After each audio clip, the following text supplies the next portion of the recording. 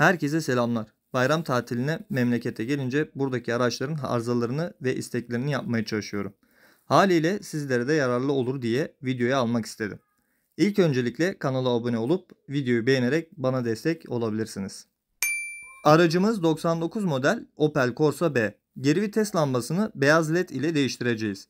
İlk öncelikle stop duyuna erişebilmek için bagajın sağ ve solunda bulunan kapakları çıkartıyoruz.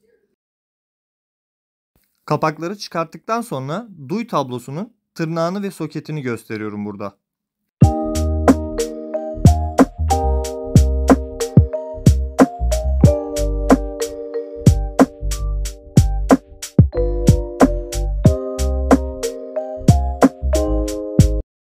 Soketin tırnağına bastırıp kendinize doğru çekin. Soket çıkacaktır. Aynı şekilde duy tablosunun tırnağını üste doğru kaldırıp kendinize doğru çektiğinizde duy tablomuz çıkmış olacaktır. Duy tablosunu çıkarttıktan sonra tırnağa yaptığım işlemi gösteriyorum.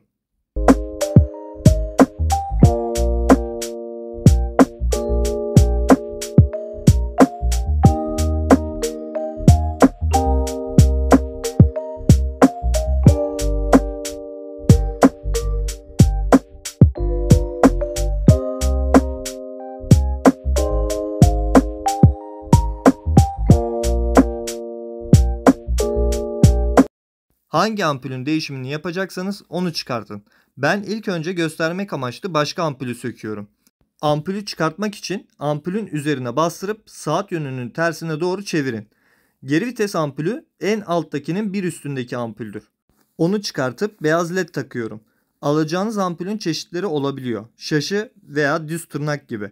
Bu araçta düz tırnak bulunuyor. Led veya ampul alırken muhakkak bunu belirtiniz. Veya eskisini söküp ona göre göstererek alınız.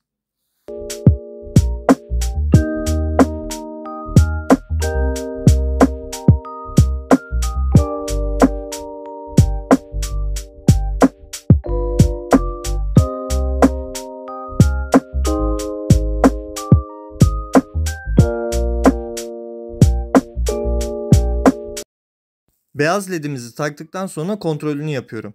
Duy tablosuna soketi takın, yerine yerleştirmeden yanıp yanmadığına kontrol edin. Tekrardan geri toplamak için soketin tırnak yeri duy tablosunun üzerindeki tırnak çıkıntısının oraya gelecek şekilde takıyoruz. Ardından duy tablomuzu yerine yerleştirirken yavaşça ampulleri deliğe geçiriyoruz. İlk alt tarafı oturtup üzerine bastırıyoruz. Tırnak oturunca ses gelecektir.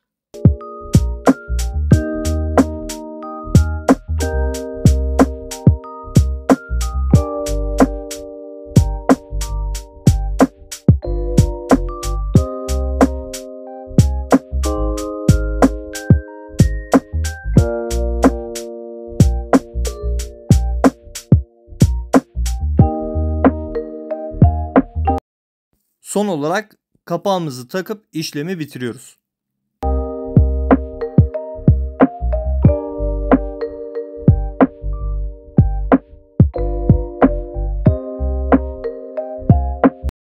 Aynı işlemleri diğer tarafa da uygulayınız.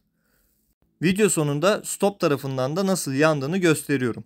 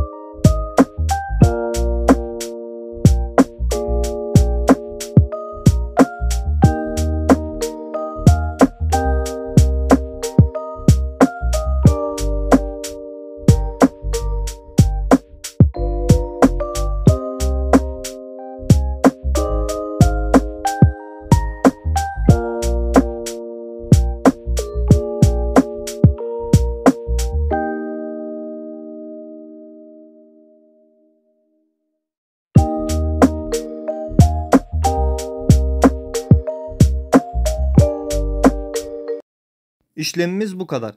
Gece görüntüsünü alamadım. Deneyen araç sahibi yeterli olduğunu söyledi. Kanala abone olmayı, videoyu beğenmeyi unutmayınız. Başka videolarda görüşmek üzere. Kendinize iyi bakın.